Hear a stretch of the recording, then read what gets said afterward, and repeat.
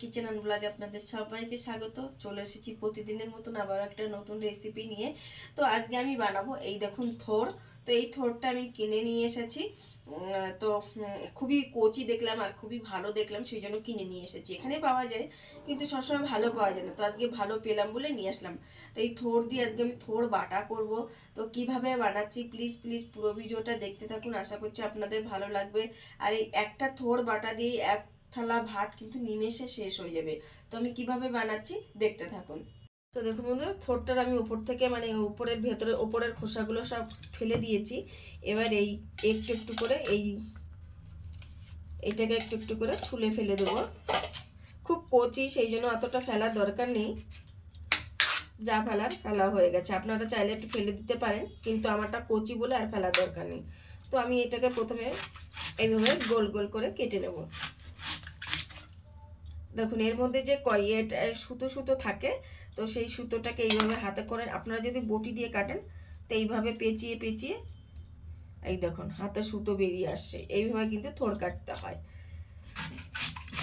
এই দেখুন এই যে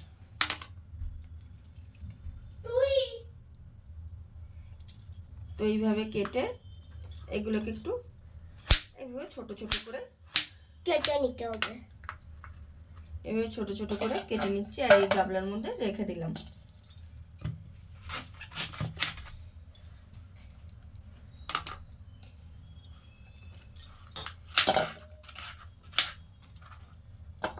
দেখুন বন্ধুরা, থোড়টা কেটে নিয়েছি আর ভালো করে ধুয়েও নিয়েছি। তো থোড়গুলোকে আমি একটু বড় করে কেটে নিয়েছি, খুব বেশি ছোট প্রথমে ছোট কাটছিলাম, তো সেইভাবে এখন এইভাবে কেটে নিয়েছি আর কি। তো এবার দেখুন আমি এখানে একটা কড়াইতে জল বসিয়ে দিয়েছি, হালকা হালকা, এখনো গরম হয়নি, সবে বসিয়ে দিয়েছি।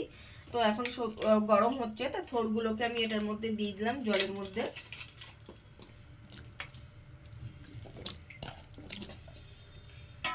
থোড়গুলো দিয়ে দিলাম। এবারের মধ্যে অল্প পরিমাণে নুন দিয়ে দেব। নুন দিয়ে দিচ্ছি 1 চামচের মতন।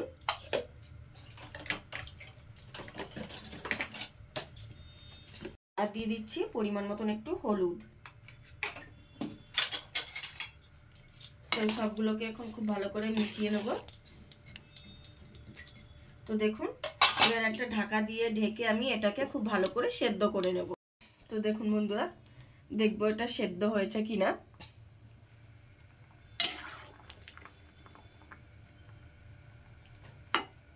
হ্যাঁ দেখুন সেদ্ধ হয়ে গেছে। তো এখন এইটাকে আমি নামিয়ে নেব, গ্যাসটাকে অফ করে দেব। দেখুন বন্ধুরা, নামিয়ে নিয়েছি আর পুরোটা কিন্তু খুবই গরম আছে, ধোয়া উঠছে। তো এটাকে একটু ঠান্ডা হতে সাইডে রেখে দেবো। আর এখানে দেখুন আমি একটা জার নিয়ে নিয়েছি। তো এই জারের মধ্যে এখন আমি একটু কয়েকটা মানে একটু কিছু বেটে নেব। তো দিয়ে দিচ্ছি দেখুন 4খানা কাঁচা লঙ্কা, 1 চামচ কালো সর্ষে, 1 চামচ একটু বেশি পড়ে গেছে আর কি সাদা সর্ষে। আর দেবো দেখুন এখানে আমি ছোট একটা বাটির নারকোল নিয়ে নিয়েছি। তো এই নারকোলটাকে এটার মধ্যে দিয়ে দেবো। সবগুলো এবার আমি একসঙ্গে একটা পেস্ট বানিয়ে নেব। তো দিয়ে দিচ্ছি জল একটু পেস্টটা হওয়ার জন্য। তো এবার আমি এটাকে বেটে নেব। তো দেখুন বন্ধুরা, এটা তো বেটে ফেলেছি। তো এবার এটাকে আমি সাইডে রেখে দেবো। আর এখানে দেখুন আমি আবার আরেকটা জার নিয়েছি। এই যে আবার আরেকটা জার নিয়েছি। তো যে থোড়গুলো এই যে সেদ্ধ করে রেখেছিলাম, তো সেই থোড়গুলোকে আমি এটার মধ্যে দিয়ে এখন মিক্সিতে বেটে নেব। তো দেখুন এটা নিয়েছি, এবার এটাকে আমি মিক্সিতে বেটে নেব।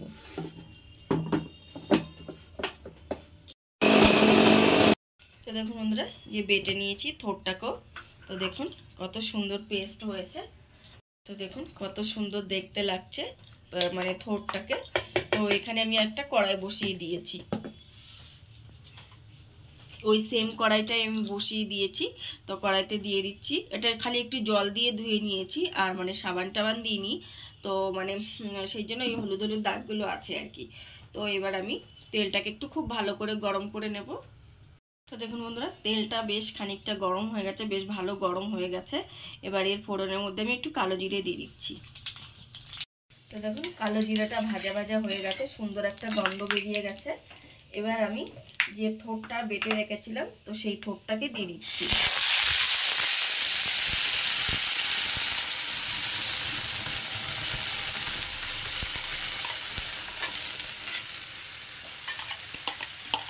তো থোড়টাকে দিয়ে দিয়েছি। তো থোড়টাকে এখন আমি একটু সাঁতলে নেবো এইভাবে। গ্যাসটাকে কিন্তু একদম কমিয়ে দেবো এখন। এটা হচ্ছে, তো এর মধ্যে এখন আমি দিয়ে দেব অল্প পরিমাণে একটু হলুদ দিয়ে দিয়েছি অল্প পরিমাণে, কারণ আগেও দিয়েছিলাম সেদ্ধর সময় একটু। আর দিয়ে দেবো পরিমাণ মতন লবণ, দিয়ে দিচ্ছি পরিমাণ মতন লবণ। এটাকে আমি আরেকটু কষাবো এখন।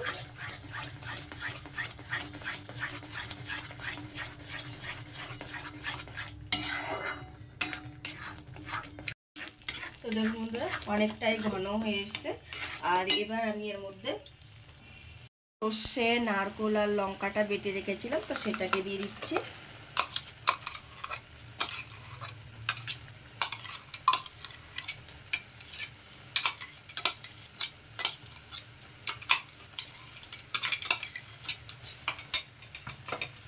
এটাকে এখন এর সঙ্গে খুব ভালো করে মিশিয়ে নিয়ে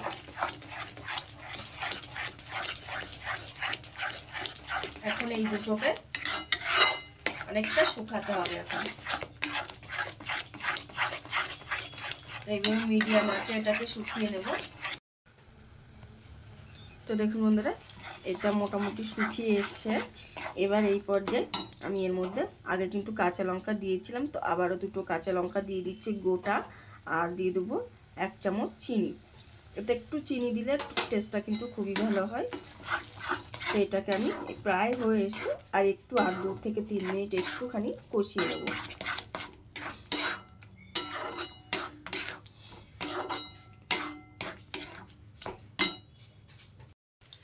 দেখুন বন্ধুরা, এটা হয়ে গেছে। এর থেকে বেশি আর শুকাবো না, এর থেকে বেশি শুকালে কিন্তু টেস্টটা খারাপ হয়ে যাবে।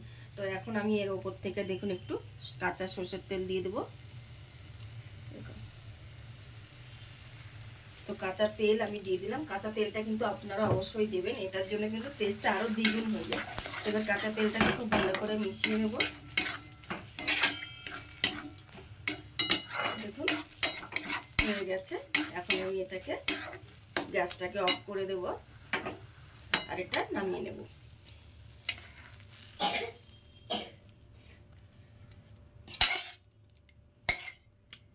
বন্ধুরা, তৈরি হয়ে গেছে আমাদের গরম গরম ধোয়া ওঠা থোড় বাটা। আর এখন বাইরে বৃষ্টি পড়ছে, আর এটা খেতে যা গরম ভাতের সঙ্গে যা জাস্ট জমে যাবে। সঙ্গে যদি থাকে একটু মাছ ভাজা, তো আরও তো বেশি ভালো লাগবে। তো বন্ধুরা, আজকের রেসিপি তোমাদের কেমন লাগলো অবশ্যই করে কিন্তু কমেন্টে জানাবে। আর ভালো লাগলে প্লিজ একটা লাইক করবেন, শেয়ার করবেন। আর চ্যানেলে যারা নতুন তারা চ্যানেলটিকে সাবস্ক্রাইব করবেন। আর ফেসবুক থেকে যারা দেখছেন তারা পেজটিকে ফলো করে দেবেন। তো আজকের মতন এখানেই রাখছি, দেখা হবে নেক্সট ভিডিওতে। নমস্কার।